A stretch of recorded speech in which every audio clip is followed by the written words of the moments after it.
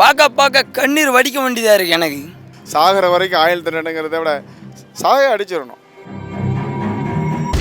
நீங்கள் ஆயுள் வரைக்கும் அவனுக்கு சாப்பாடு போட்டு உள்ள ரூமு கொடுத்து சாப்பாடு போட்டு அவனுக்கு ஆளாக்கிட்டு அதுக்கப்புறம் வந்து அவனை சாகிற வரைக்கும் வந்து அவங்க வீட்டில் ஒப்படைக்கிறதுல எனக்கு அதில் உடன்பாடு கிடையாது. அவன் அடுத்த பொண்ணு கட்டாயம் கெடுப்பான். அதனால் ஒரு தூக்கு தண்டனை கொடுத்தா எல்லாரும் மனசில் பயம் வரும். கீழே வச்சு வெளியில் வந்துடுவாங்க பழையபடியும். அதெல்லாம் வைக்கவே கூடாது. தூக்கு தண்டனை கொடுக்கணும். பார்க்கையில் கண்ணீர் வடிக்க வேண்டியதாக இருக்குது. நினைக்கல என்ன சொல்கிறதுன்னு எனக்கே தெரியல.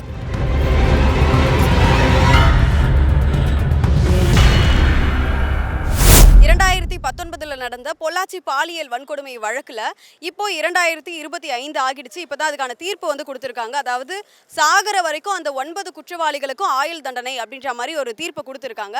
இதை பற்றி மக்கள் எல்லாரும் என்ன நினைக்கிறாங்க அப்படின்னு சொல்லிட்டு ஒவ்வொருத்தர்கிட்டயும் நம்ம கேட்டு தெரிஞ்சுக்கலாம் வாங்க. எனக்கு தெரிஞ்சு ஆயுள் தண்டனைங்கிறத விட மரண தண்டனை தான் அவங்களுக்கு சரியான தீர்ப்புன்னு நான் நினைக்கிறேன். ஏன்னா டெல்லியில் நிர்பயா கொலை வழக்கில் வந்து அவங்க மரண தண்டனை தான் விதித்தாங்க. இந்த பேருந்தில் கற்பழிக்கப்பட்ட அவங்களுக்கு வந்து குற்றவாளிகளுக்கு மரணம் தான் விதிக்கப்பட்டது. இவங்களுக்கு ஏன் அந்த ஆயுள் தண்டனை சாகிற வரைக்கும் ஏன் அவங்களுக்கு ஆயுள் தண்டனை விதிக்கணும்? அதுக்கு கவர்மெண்ட் செலவு தானே.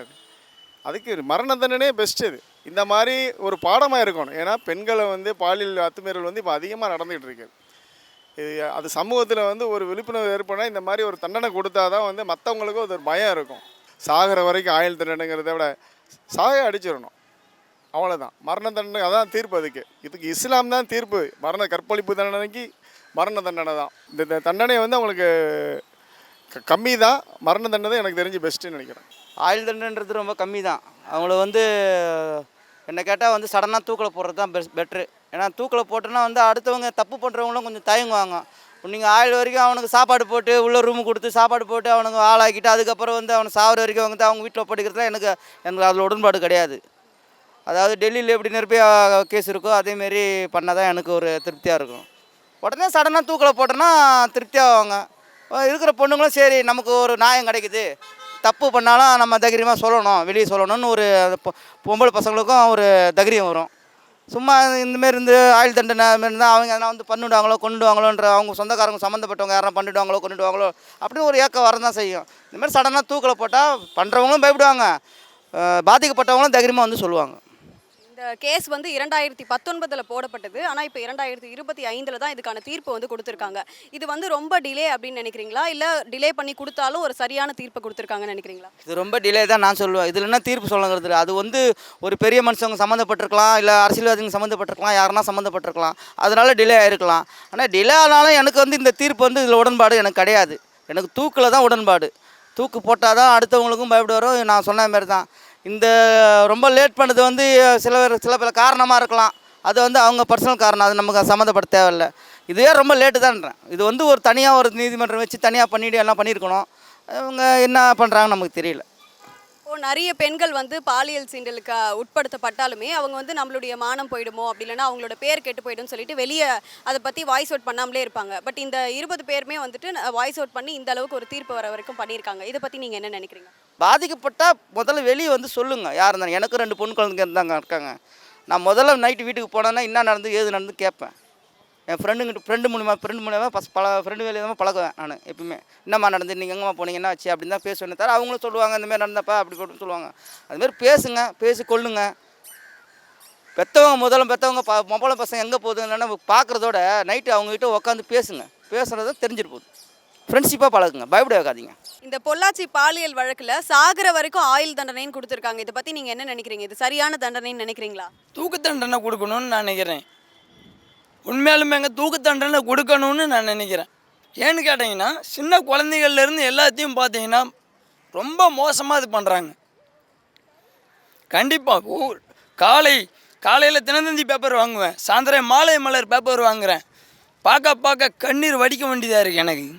எனக்கு 2 பொண்ணு 2 பையன். பார்க்கையில் கண்ணீர் வடிக்க வேண்டியதாக இருக்குது. நினைக்கல என்ன சொல்கிறதுன்னு எனக்கே தெரியல. என்னால் எப்படி பேசணுன்னு கூட சொல்ல முடியல. என்னால் கீழே வச்சு வெளியில் வந்துடுவாங்க பழையபடியும். அதெல்லாம் வைக்கவே கூடாது. தூக்கு தண்டனை கொடுக்கணும். பண்ணுனது தப்பு, தூக்கு தண்டனை கொடுத்துருங்க. வேலை முடியும். நீங்கள் பண்ணது தப்பு, எத்தனை குழந்தைங்க, எத்தனை பச்சை குழந்தைங்க டெய்லி இங்கே பாருங்கள், இந்த பேப்பரை பிடிச்சி படிக்க முடியல என்னால். அவ்வளோ அசிங்கமாக இருக்குன்னு பார்க்க எனக்கு கஷ்டமாக இருக்குது. வரவேற்க வேண்டிய விஷயந்தான் இது. இது வந்து கொஞ்சம் லேட்டாக கிடைச்சாலும் நல்ல தீர்ப்பாக கிடச்சிருக்கு.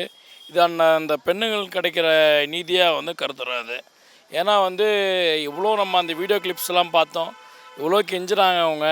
இருந்தாலும் தவறுதலாக இருந்தால் கூட அந்த பொண்ணோட வீடியோ எடுத்து அவங்களோட வற்புறுத்தலோட பண்ணி இன்றைக்கி கூட அந்த மீடியாலெலாம் அதான் போட்டு காமிக்கிறாங்க, அண்ணா அண்ணான்னு கெஞ்சுறாங்க. அதையும் மீறி அவங்க இந்த மாதிரி பண்ணி லேட்டாக கிடச்சிருக்கு அவங்களுக்கு. இது முன்னாடியே கிடச்சிதான் இன்னும் சந்தோஷப்பட வேண்டிய விஷயம். நிறைய பேர் வந்து அவங்களுக்கு என்ன பிரச்சனை வந்தாலுமே அதை பற்றி வாய்ஸ் அவுட் பண்ணாமலே இருக்கிறாங்க. இப்போ இந்த 20 பேருமே வந்து அடுத்தடுத்து வாய்ஸ் அவுட் பண்ணி இந்த தீர்ப்பை வந்து வழங்க வச்சுருக்காங்க. இதை பற்றி என்ன நினைக்கிறீங்க?